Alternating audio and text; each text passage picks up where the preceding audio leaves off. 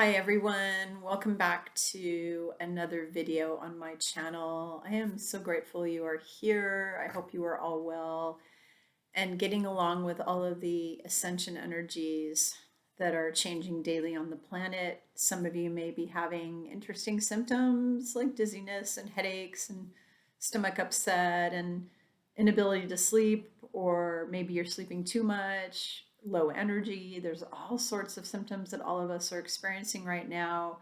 And I'm just going to ask you to please hang in there a little while longer because I promise that this whole process will be over with sooner than later, very soon. There's light at the end of the tunnel. We have 7 days left to the big solar and space event that's going to happen, that's going to shift the whole planet. I'm really excited. I have a lot of anticipatory anxiety, which is like basically excitement about, let's get it over now. I kind of feel like a kid waiting to open my Christmas presents. And I just want all of that to get over with now because I want to get to the next evolution of humanity, which is humanity 2.0, where we get to live in peace and we get to be fully free, and all of the bad evil stuff leaves her for good. I'm really excited about that. So I just want to get to that point. In the meantime, we are all human. We are all here going through trials and tribulations. And in your life and in my life, we all have stressful situations ever since you were born, whether it was your parents or yourself. You've had all sorts of stressful things that have come up, and different problems and different situations. Every day of your life, you're faced with some sort of a problem. And what happens when we have negative things happen, whether it's you get in a fight with somebody, your computer breaks, your car breaks down, you lose your job, you're going through a divorce, there's all of these different problems that happen. And then, there's problems like you read the news and you find out that there's these awful things happening in the world around you. There's, people dying in certain countries from starvation, and there's just all these things happening around you. And the sad thing is we can't control any of that. We can control what goes on inside our heads. We cannot control what's going on exterior. So humans wind up basically releasing a lot of cortisol stress hormone into their bodies from all of the stress, because when you're a child, your parents did not teach you how to manage stress and how to deal with the emotional aspect of the problems and the choices and the issues in your life. So throughout your life, you are having these negative thoughts. Some of them go into what's called your subconscious mind. You get a lot of belief systems and negativity that's programmed into you by the media, by television, movies, magazines, newspapers, parents, teachers, preachers, ministers, rabbis, whoever, neighbors, aunts, uncles. They put this programming into you. A lot of it is formed between the ages of 0 and 7 years of age. It's locked into your head, and it goes into what I call the annals of your mind, known as your subconscious. 95% of your life is dominated by your subconscious thoughts. So what happens is most of that, about 85% or more of your subconscious mind, is usually negative programming, negative belief systems, wrong belief systems, things like I'm not worthy, I'm not good enough, I'm too stupid, I'm too skinny, I'm too white, I'm too this, I'm too that, I'm not enough, I'm not worthy, I'm a sinner, I'm a this, I'm a that, all of these negative belief systems. Money is the root of all evil is a really big one. Which always makes me angry because money's not the root of all evil. Humans are the root of all evil. Money's just a tool. So there's good humans who can use money as a tool to do good things, and then there are bad humans who use money to do bad things. So that's something that that always gets me. But the thing is that we have all of these thoughts processing through our minds when events happen in our life. Like you're going day to day and things happen, like your child comes home from school and somebody's beaten them up, and you have to deal with, okay, now my kid has been bullied. What do I do now? Or your pet gets sick and you have to rush them to the hospital. There's just all these things that come up. And it's just part of life. It's part of being human because we're not perfect and life isn't perfect. But you are all experiencing these in the form of stress, and the stress impacts your body, it impacts your mind, and it impacts your spirit. And our body, mind, and spirit are all linked together. And what will happen is you release this cortisol stress hormone every time you have a bad situation happen. And especially if you focus on it, the less that you think about the bad thing. So like if you just think about it really quick and you get rid of it, then it doesn't have an opportunity to make you sick and harm you. When something bad happens and it starts harming you is when you start getting upset about it, you overreact to it, you allow it to affect you. You let it hurt, uh, not really hurt you, but you basically go down a rabbit hole where you really focus on the thoughts and you really hone in on the negative thing that happened. So then it starts to hurt you. So today, what I want to do with this teaching that I'm going to give you all today, this is going to change your life because I'm going to give you 7 important steps for dealing with negative life events and problems and stress in your life. Okay, so these are going to be 7 really big steps for you that will help you to deal with traumatic things that happen, problems that happen, and process through these things so that you do not get sick, so your physical body is not impacted, so you're not releasing tons of cortisol stress hormone into your system, which affects your blood pressure and your blood sugar and your hormones and your heart. And honestly, everything in your body is affected by your adrenals and the cortisol release. So we are going to make this today an opportunity for you to end that so that from this point forward, you can live your life, what we call your best life. You can be happy and healthy and deal with situations as they come up in a way that will be beneficial to you as opposed to being physically and emotionally harmful to you. So here we go. So these are steps basically when stressful things when something stressful happens in your life that's not pleasant, whether it's, basically reading something negative, like let's say you read the news, you read a news event, and you read something happen, like you read that 500 kids were discovered who were abused and traumatized and held in tunnels or some awful thing like that. There's all these kids that have been, rescued over the last several years. And so if you read about that type of thing, your heart goes out, it's really upsetting. Or you read news that whatever political person you voted for didn't win, and that makes you angry, that kind of thing. So there's these things. There's also negative events that happen with your relationships. Maybe you get in a fight, maybe a friend isn't speaking to you anymore, just all these different things. You may have money issues, financial worries, financial problems that happen, like your bank account gets shut down, you lose your job, you had money in investments and your investments went south and you lost that money, that type of thing. And there's all sorts of other events that can happen to you throughout your life that are really, they're unhappy, they're not good. So step number 1, this is what you're going to do.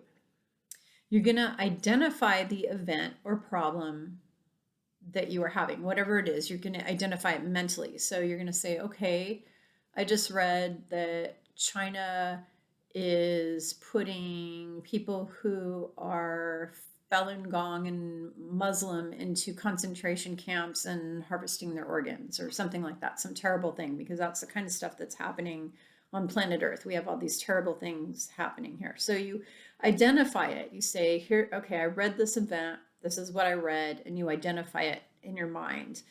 Then you need to accept it. Okay, I accept that this event happened. It's not some imaginary thing. It's not a movie on TV. This really happened. I accept that it happened.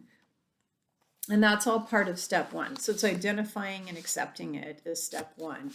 And then step 2 is ask yourself if you have control over this or not. Say, okay, do I have control over this? Now, this is not something that you say out loud or whatever necessarily. You're having a conversation with yourself in your mind. So step 1, identify the event and problem and accept it for what it is. Just accept it whatever it is, however it is, no matter how terrible and heinous it is, just accept it. Step 2, ask yourself, Is this something I have control over? Okay. Now, if the answer is no, and you do not have control over it, then you do step 3. Step 3 is you let it go over to God. You say, okay, I see you, darkness.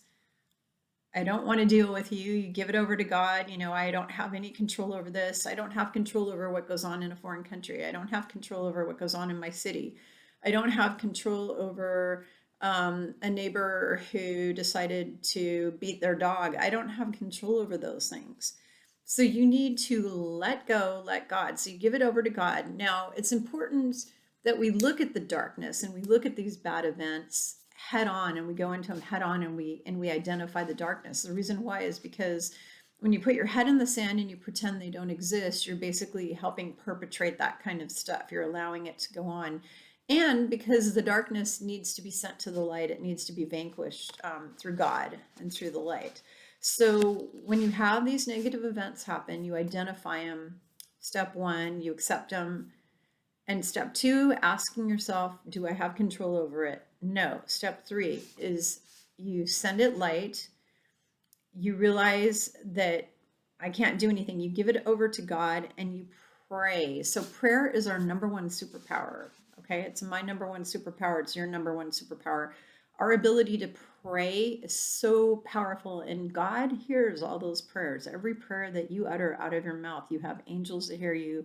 Christ hears you, God hears you, whatever religion you are. I don't care what religion that is, or maybe you don't have any religion. It doesn't really matter. Every time you pray, you are heard. Those prayers are important. They matter. You matter. Your energy matters. The intention that you put matters. And it might not even be a prayer. It might just be an intention. Your intention is energy, frequency, and vibration, and it's very important. So you're going to see the darkness. You're going to send it light. You're going to pray over it. You don't want to revisit it or worry about it again, because basically it's going to make you sick with stress. Okay. So that's basically a waste of your time and energy, your mind and your health. Okay. Because basically worrying is just going to send the cortisol stress hormone flooding into your body. It's going to raise your blood pressure, raise your heart rate, and just make you sick, and you have no control over these things. And if you worry about things that you have no control over, every time you are ruminating on these things, it's not making the thing go away, and it's not making the thing better. All it's doing is making you sick. It does not make the situation disappear. So you have to think about that. So you pray over it, you send it into the light, you send it light. Now, for many years, I was going around, because I was actually an internationally known stress reduction expert for a while, and I was going around to medical conferences and I was speaking to doctors, to physicians. 90% of physicians burn out, and nurses and healthcare workers in general, they have burnout, okay, from stress. And one of the things I was talking to them about is the fact that when we have these negative emotions, or we think about our past, like something that happened from the past, a negative event, or the present, a negative event, we're releasing cortisol, stress hormone, into our body. And what is it doing is, if I strap you to what is called a pulse oximeter on your finger, you put one of those things that measures how much oxygen you have in your cells, in your blood cells, it will show that your oxygen level has been depleted, because when you are stressed like that, you are either shallow breathing or you're holding your breath, okay, because you're upset. So the first thing that'll happen is your blood oxygen level will go down. The second thing is, if I put a blood pressure monitor on your arm, you will find out that your blood pressure has gone up.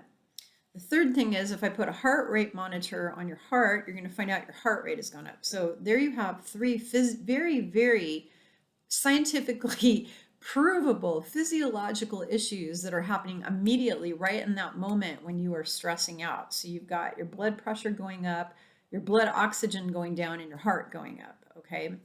Then you are releasing, and you can't monitor this, unfortunately. There isn't a machine that's been created yet, but you are flooding your body with cortisol stress hormone. Okay, so all of those things are happening every time you think a negative thought, every time you go back and hit replay on past events that were harmful to you or traumatic, And every time you focus on stressful events happening in the world around you, this is re-traumatizing you over and over again. And you're having these same physiological responses, and it's just making you sick. So you send it into the light, you send it to God, you pray over it, you let it go. Step number 4, if you do have control over the problem. So let's say you have a problem that happens. I'll give you an example. This was something that happened to me. My water heater blew up in my garage, and it was really old, so it burst and it flooded the entire garage. Okay. Now, the old me many years ago, I would have had a panic attack and a meltdown and wouldn't have known how to handle it. But because I went through lots of healing of my own trauma and my own shadow work and my own stress and panic, I healed that through meditation and cognitive behavioral therapy and mindfulness and just on and on and on. Because I was able to heal that, I was able to look at that situation, say, okay, do I have the water heater? First of all, label it. The water heater blew up. Oh my gosh, that's terrible. Do I have control over this? Answer is yes. Okay, so I skipped step 3. I'm not going to give, I don't need to give it over to God. I mean, I can, if I want to, I can pray that God helps me, but I don't have to totally give it over to him, because I now have to take responsibility and accountability for the fact that my water heater blew up. So 4 is basically you write a plan of what am I going to do now? How am I going to deal with this water heater? Okay, well, I'm going to make a phone call to different heating companies. I'm going to call 3 of them. I'm going to get them out to my house. They're going to give me quotes. I'm going to look at who has the cheapest deal. I'm going to pick them, and I'm going to have them come over right away that day or the next day to get the mess cleaned up. In the meantime, I'm going to go get a broom. I'm going to start sweeping the water out of the garage. You have your steps, you have your list. And the reason that you don't want to be just ruminating in your head on your list of how to deal with this is because when you hold this stuff in your brain, it causes more stress. You're just creating more and more and more stress in your life. So you want to write it down on some paper and you want to get it out of your head. Okay, that's really important. So you also want to make sure that you are processing all of the emotions that have to do with this. Like, okay, I feel angry. I'm really mad my water heater broke up. So step number 5. Okay, now we're on step 5 of the 7. Is you're going to check in with your emotions. How do I feel right now? Okay, feel kind of sad, something bad happened in the world and it makes me feel really sad. I found out a neighbor died of a heart attack or something, which actually did happen, and that made me really sad. So you're going to check in with yourself and you're going to say, how do I feel about this right now? I don't have control over that, but I do feel sad. It's really important for you to feel your emotions, to process through your emotions and label those emotions, okay? So, when you have a stressful event happen, you're always going to have an emotion. It's going to be fear, and fear is false evidence appearing real. So a lot of times when we're in fear mode, what we're fearing it's not even anything we should be fearing. It's not like the fear that you get where if I cross the road, I'm going to get hit by a car. That's a very logical kind of fear. That's a normal fear to have.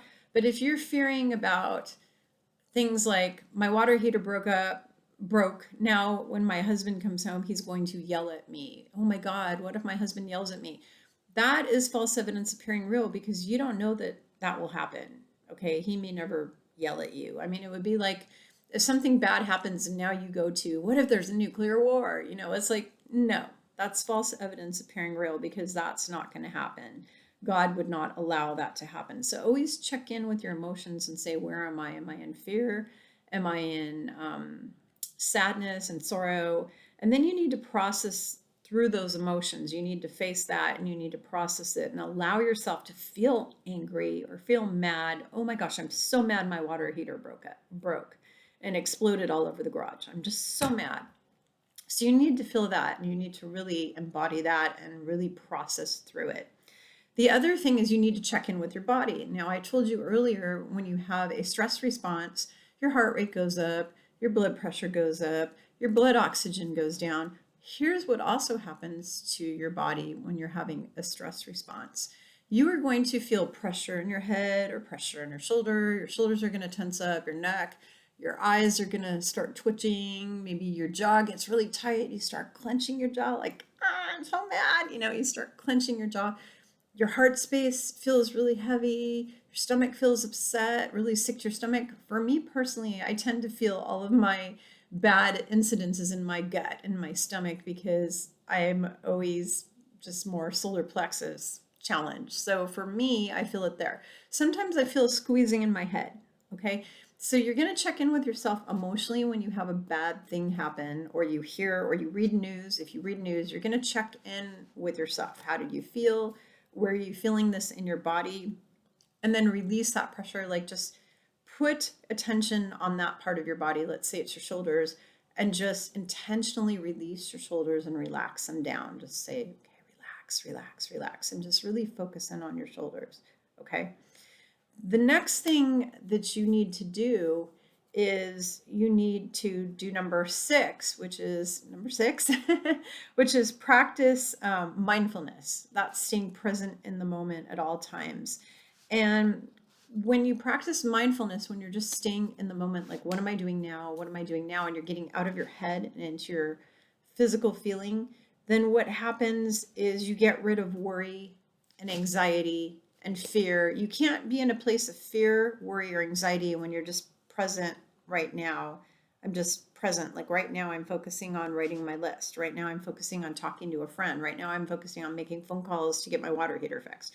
Right now, I'm screaming at God because he's allowing bad things to happen to children, whatever it is. You need to be mindful. That's really important. If you want to learn mindfulness, this is something I teach. I teach this with my clients. Feel free to go to my website, which is spiritualgrowthjourneys.com, and contact me for a private counseling session on your journey, and I will be happy to teach you how to practice mindfulness. I'm a certified mindfulness and meditation instructor, and it's really important to learn how to practice these things to relieve stress and to get rid of anxiety and panic and fear and all these things. Okay, so let's review again what we have, and then I'm going to cover number 7. So you identify the event or situation and accept it. Identify it and accept it. That's number 1. Number 2, ask yourself, is it something I have control over? Number 3, if you don't have control over, you're going to let go, let God.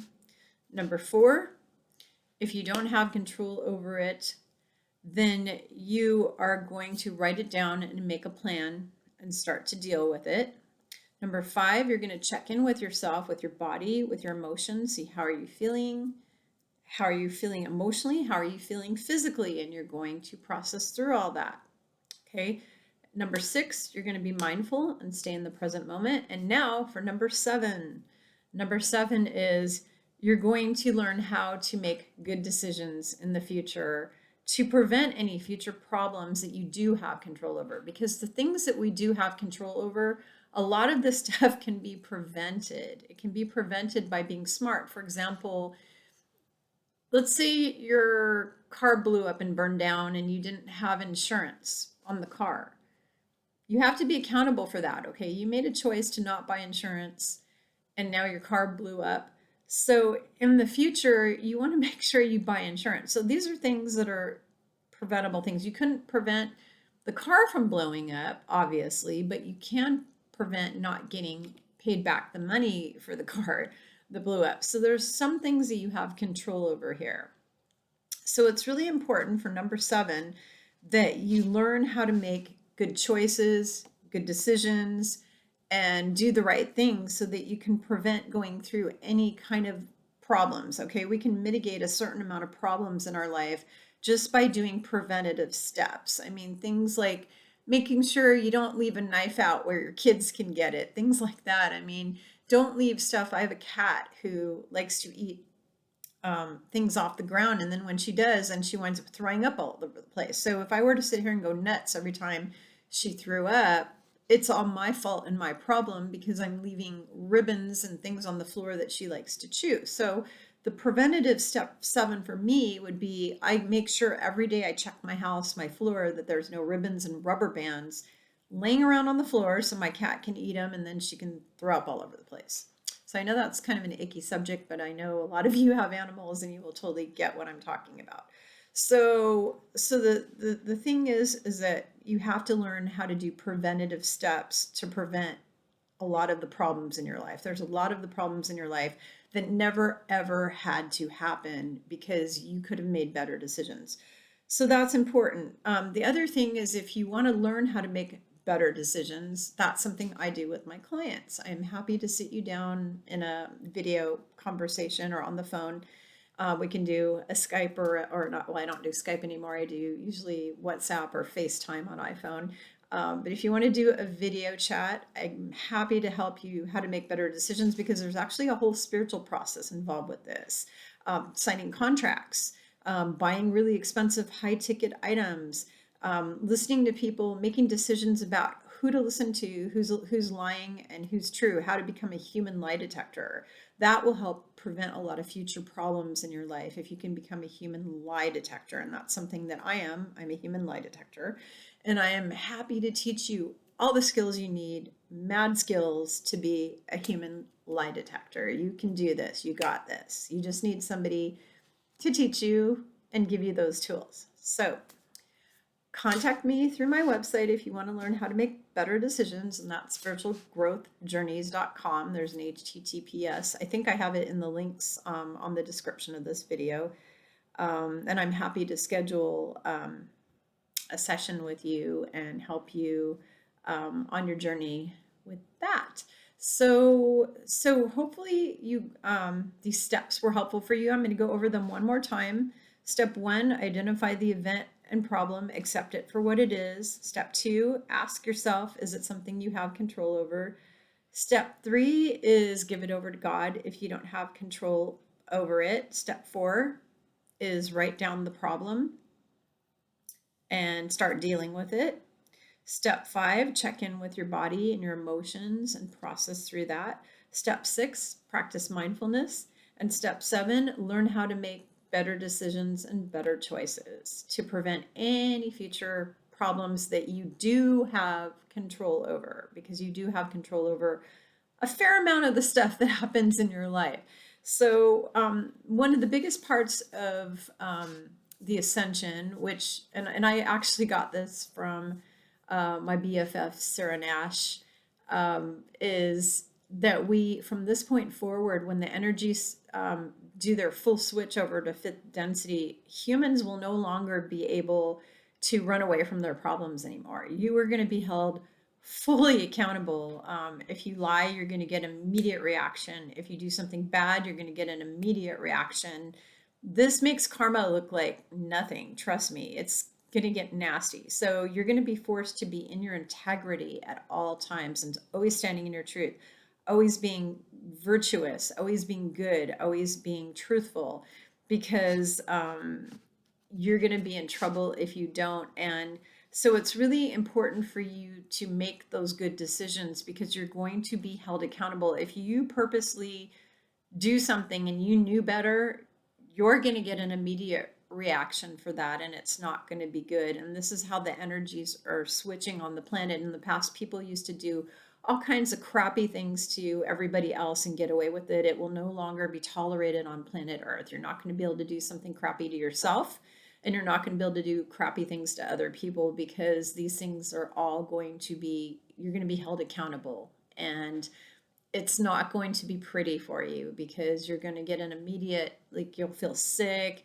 your head will hurt, maybe you'll have really serious health problems. Some people who are really bad, if they do something, they may just immediately die or have a stroke or a heart attack or something, because the energy of the planet will not be able to hold onto anything that is lower than love. So anything that's not love, anything that's fear or meanness or nastiness or troublemaking or jealousy or rage or hate or violence or any of these energies that we've been putting up with for thousands of years, they will not, the earth will not longer be able to handle this energy anymore, because it's going to be in a high density. So when people act out of alignment with their divine God center, their divine center that's connected to God's source, when they act out of alignment with anything but love and peace and compassion and kindness and all of those virtues, they're going to have an immediate reaction. So it's really important for you right now to learn how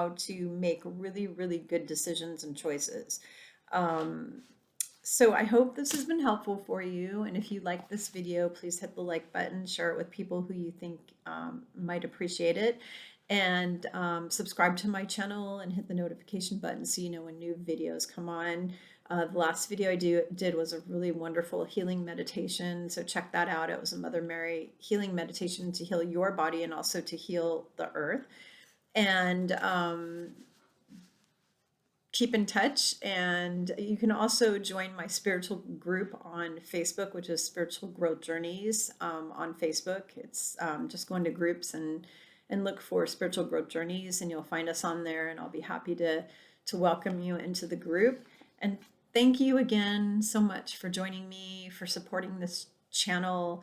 And I will continue to make all of these these lessons and things free to you on this channel. I do not monetize this channel, and this is all free education to help the planet. I will continue to do these as long as I possibly can. So I love you all, and I want you to be safe, be happy, be well, and just be love. See you later. Bye-bye.